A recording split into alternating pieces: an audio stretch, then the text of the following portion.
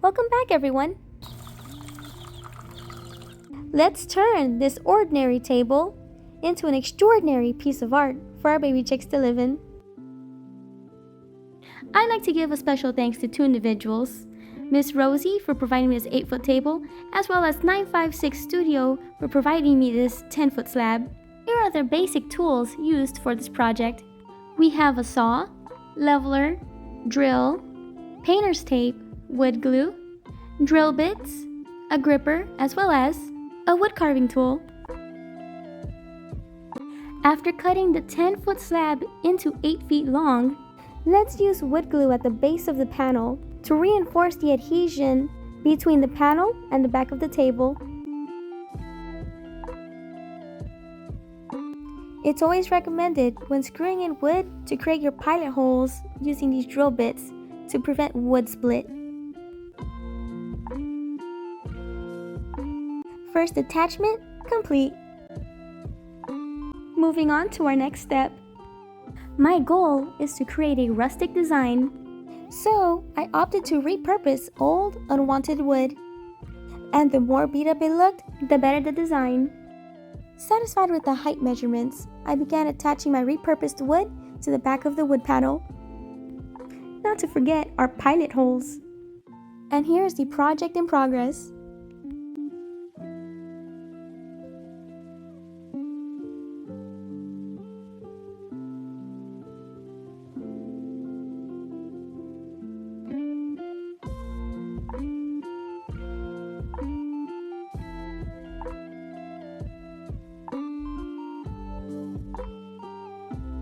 Some material I just had to purchase, like these corner rounds and corner trim.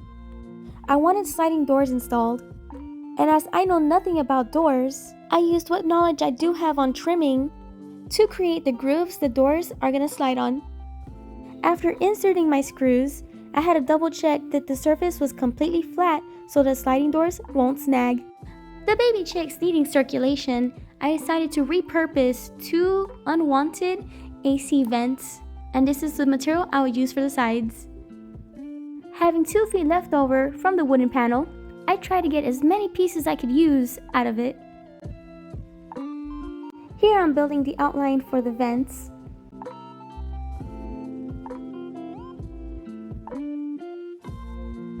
And here's a continuation of the process. Enjoy! If y'all happen to have any questions or concerns, please feel free to leave a comment, as I would love to get back to y'all.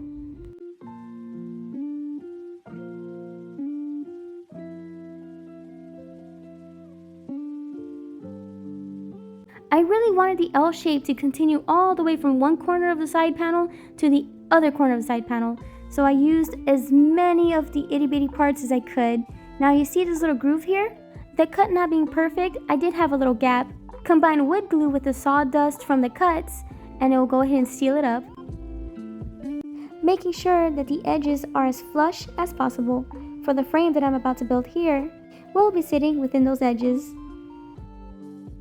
This inside frame will be used to hold onto and situate the vent.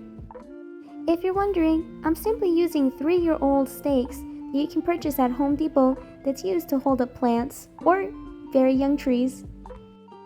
Here, I'm checking the width of the vent, so I know where to place the wood designs.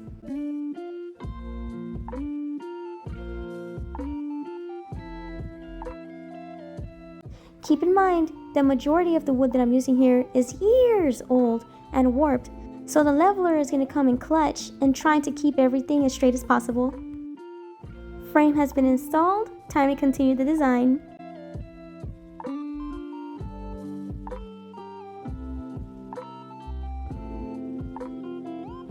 And now to put up the vent. And there you have your side designs. Remember that this wood is years old and warped, so as far as the backing, I'm going to go ahead and use a quarter round to straighten up all of the panels on the back. I'm going to have these nails do double the work. Not only will they straighten up the panels in the back, but I use them to hang the heat lamps at different levels. On to the next step, our sliding doors. Here we have an old fish tank that I found on the side of the road. Time to repurpose it. As this is glass, I have to be very careful when removing the adhesions. So, start slapping a piece of wood with your mallet on the glass to better separate the pieces. There was still some adhesive residue on the edges, so I took out a wire brush, a rag, and started scraping off what I could. And using a small blade to clean up the loose adhesions. Time to clean up the area. With my partner by my side, we inserted the glass so we can check the measurements. I can only hope that the sliding door works. Since we're going to put 2 sliding doors, we need 2 sliding sections. So we went to Home Depot and purchased this aluminum trim. To seal up the edges, I went ahead and started sliding caulking on all corners and any gaps that may have been visible. As far as the sliding glass doors, here I'm putting in the finishing touches. Here, I'm going to adhere the aluminum frame to the wooden frame and use nails as spacers, as well as use the painter's tape to apply pressure upon both frames. This side framing was taking up a little bit too much space, so we're going to have to give it a little slice and dice.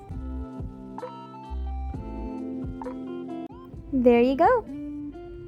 We're going to remove excess pieces and make some minor adjustments, but we're pretty much set. I didn't take into account how we're going to get this thing in the house, so here we are making some home improvements and tweaking some things around. And we're off!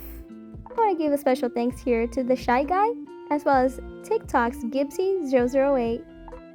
Now that we got it in the office, we're going to go ahead and make some final adjustments. Put that door back on, and tweak the project as needed. Here, I'll be making a hole, so when it comes to cleaning the birdie's messes, I'll just put a trash bin under the hole and sweep everything into it.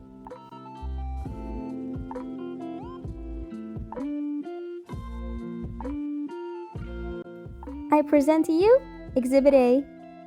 Finally getting those lights up, doing some final cleanings. Instead of using store-bought wood shavings or shredded paper, I want to acclimate my chicks to the outside world as soon as possible. So for their bedding, I'm using leaves from outdoors. And my most favorite part of any project, adding the final touches.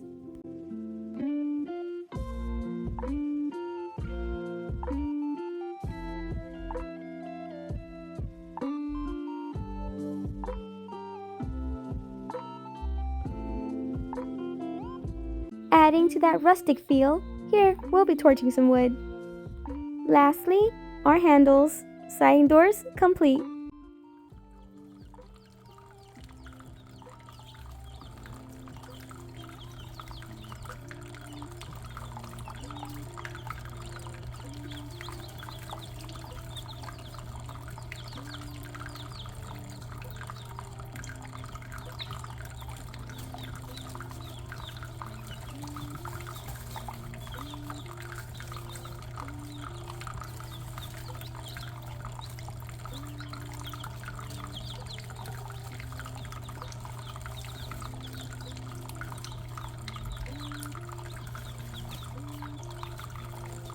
I really pray that you enjoyed watching this process just as much as I enjoyed building it.